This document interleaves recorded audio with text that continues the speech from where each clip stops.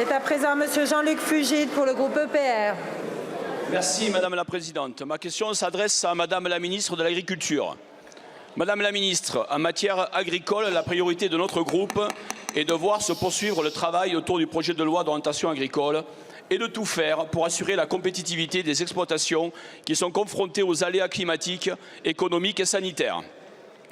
Nous souhaitons aujourd'hui aborder la question de l'accompagnement des filières d'élevage face aux crises sanitaires, influenza aviaire, MHE, fièvre catarrhale ovine, qui se succèdent à un rythme soutenu.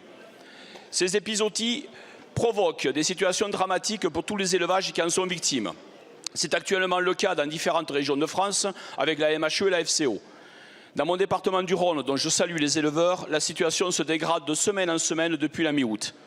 Fin août, votre prédécesseur avait pris des mesures, proposant notamment un dispositif de vaccination volontaire soutenu par l'État pour accompagner les éleveurs dans la lutte contre la FCO et la MHE. Madame la Ministre, vendredi dernier, à l'occasion du sommet de l'élevage, vous avez annoncé le renforcement de la stratégie vaccinale et Monsieur le Premier ministre a apporté des éléments supplémentaires quant à l'indemnisation des éleveurs. Nous saluons ces annonces très attendues par nos éleveurs. Pouvez-vous nous donner plus de détails sur ces aides, car le monde agricole nous indique déjà qu'elles sont probablement insuffisantes pour couvrir les pertes directes et indirectes et retrouver les capacités de production qui permettent aux éleveurs de s'en sortir. De plus, à l'occasion du travail que je conduis actuellement pour le rapport budgétaire de la mission agriculture, j'ai auditionné de nombreux acteurs, ce qui m'amène à vous poser deux questions complémentaires. Ne faut-il pas mieux anticiper ce qui pourrait se produire dans les semaines, mois et années qui viennent avec une stratégie vaccinale renforcée et partagée au niveau européen? L'arrivée de la FCO sérotype 1 en Espagne ces derniers jours devrait, je pense, nous y inciter. Enfin, ne faut-il pas envisager une rénovation complète de la gouvernance et du financement du sanitaire dans le domaine animal? Je sais que vos services ont initié un travail sur ce sujet il y a un an. Pouvez-vous nous en dire plus? Merci. Merci beaucoup. La parole est à Madame Annie Genevard, ministre de l'Agriculture, de la Souveraineté alimentaire et de la Forêt. Merci Madame la Présidente, Mesdames et Messieurs les députés, Monsieur le député Jean-Luc Fugit. Merci pour votre question. Je me suis déjà amplement exprimée, mais je veux revenir sur quelques points. Tout d'abord, sur la précision des annonces qui ont été faites à Cournon par moi-même et par le Premier ministre. Il y a tout le volet indemnisation par le fonds d'urgence pour la FCO 3, par le FMSE pour la FCO 8 et la MHE. Nous avons demandé aussi la reconnaissance de force majeure au niveau des aides de la PAC.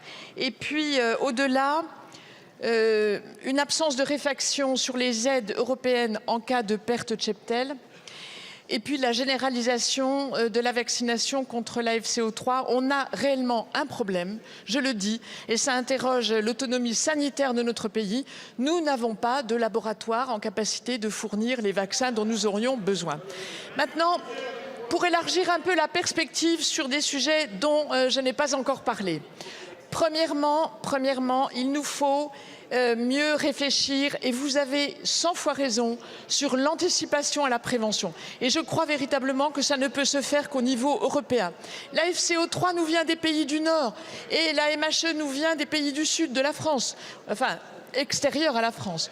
Donc il nous faut une stratégie européenne pour mieux anticiper en matière de recherche, en matière de prévention, en matière de stockage des vaccins. Et c'est la raison pour laquelle, en accord avec mon homologue espagnol, au prochain Conseil des ministres de l'Agriculture, nous allons présenter nous allons faire une proposition que cette question soit véritablement traitée au niveau européen pour une meilleure anticipation qui est une bonne façon de gérer ce type de crise. Je vous remercie. Merci beaucoup Madame la Ministre. La séance de questions au gouvernement est terminée. La séance est suspendue jusqu'à 15 heures.